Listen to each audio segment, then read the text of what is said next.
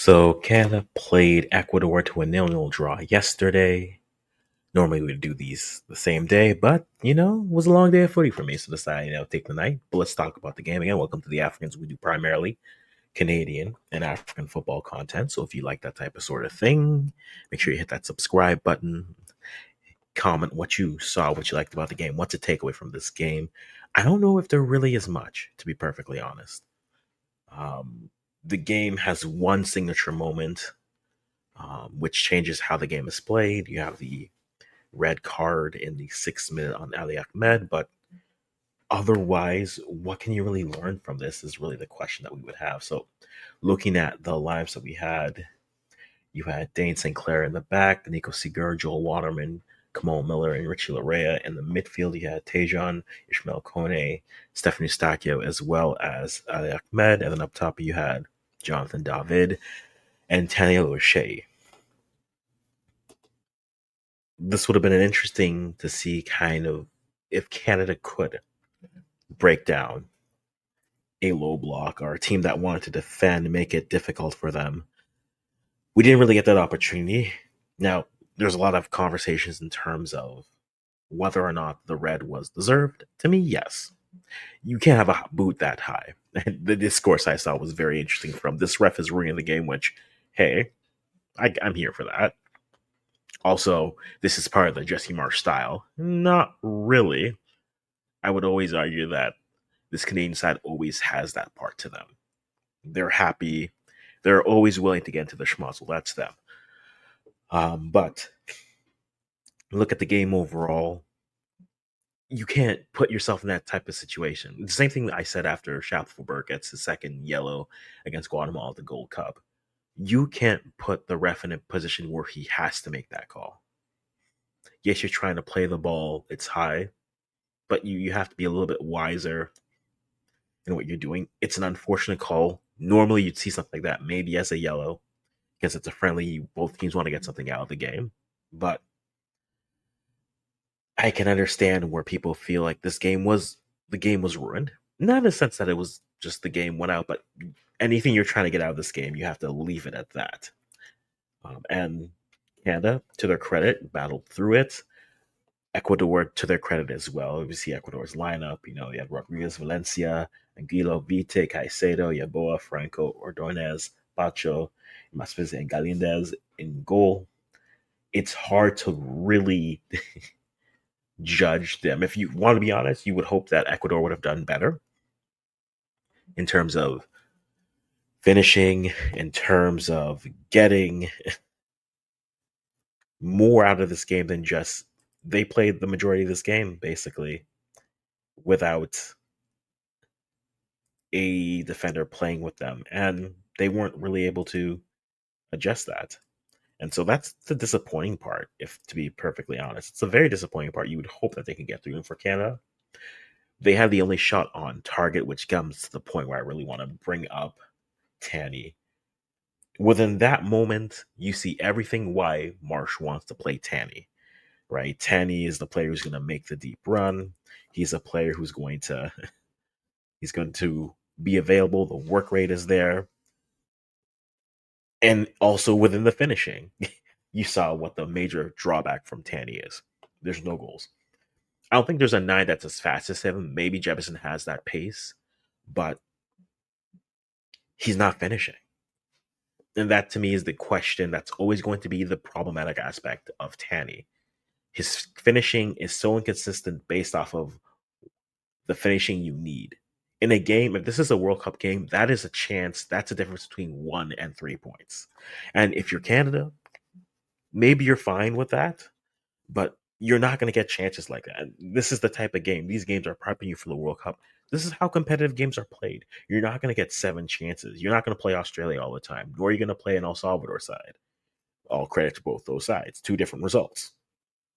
But you get one, maybe two major opportunities, and you have to finish them.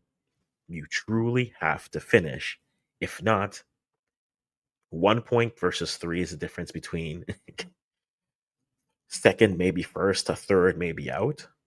And so, yes, they're playing Venezuela. I'm hoping we see something different. I think Venezuela might be more suited as a side where you'd want more creativity, more nines that can get in. If you're going to send in long balls like that, put it through. I know for Canada, there's two big conversations. There's those blue and that green.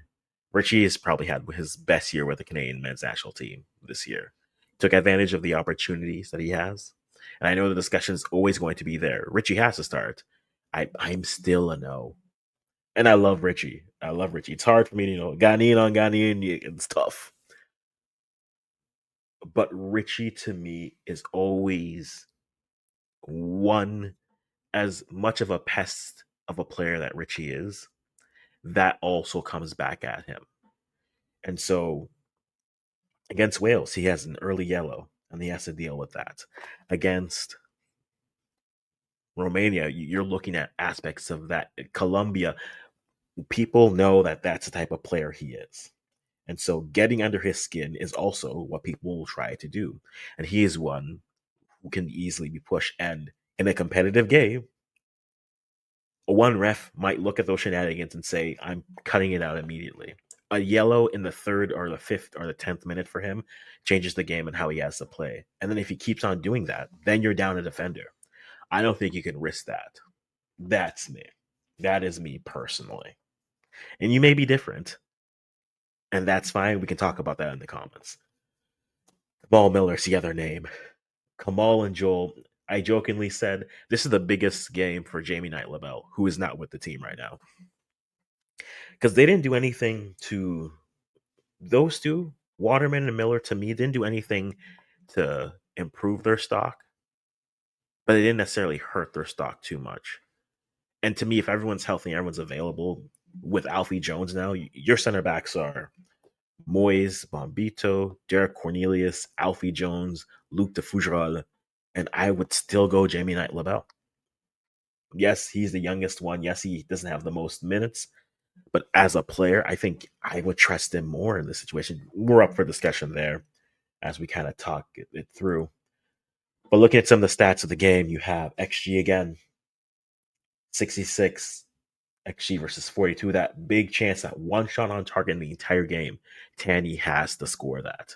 He has to score that. And that's, you're not going to get many more opportunities from there. 4 corner kicks to 2. Better set piece delivery was good this game for Canada. They were Estacio was good with it, though I know Junior Hoyle had one that wasn't the best. The substitutions were interesting. We'll talk about that in a second. The one red card changes the game. 1 yellow versus 3. We weren't that good passing again. We had to be a fully athletic, tradey team, which was what we had to do, and we weren't able to do so too well. And so the game ends 0-0. Substitutions always are interesting in terms of the story of the game and what comes through. Hoylett comes in the 79th, as well as Osorio and Saliba for Kone, Tanny, and Tejan. And then eventually Stacchio and Jonathan Dave come out for Jaden Nelson and Theo Bair. Nelson is also one of those players where I'm wondering, why don't we give him more of a chance? If you're saying, okay, well, Nelson is basically going to play, that's where Schaffelberg is. You can't tell me this year that Nelson hasn't had an objectively better year than Schaffelberg. Throw out 2024. 2024 will be 2 years ago, right? We can't live off of the exploits of, well, they did really well here. Show me consistently. And then at the Gold Cup, you got a yellow. 2 yellows and change the complexion of that game. I would love for them to give Jay Nelson more of a run. And against Venezuela, I think they'll have the opportunity to really push. I think Theo Bair promised David that's a nice combination to push against a Venezuelan side where you need wins. And I know they defend till the 80th minute here. I would have loved to see them actually make some substitutions a little bit earlier. Yes, they're not playing till Tuesday, so you can have them rest as you're moving. They're going to a different climate. They're going to have to acclimatize to that. I would love to see more Promise David, more Theo Bair in those games, and more Nathan Saliba in that game. But ends 0-0. There's not really much you can take from it other than in these big games, you need to finish. Guys, thanks for being with us here today. And as always, leave your comments down below, and we'll stop talking right here.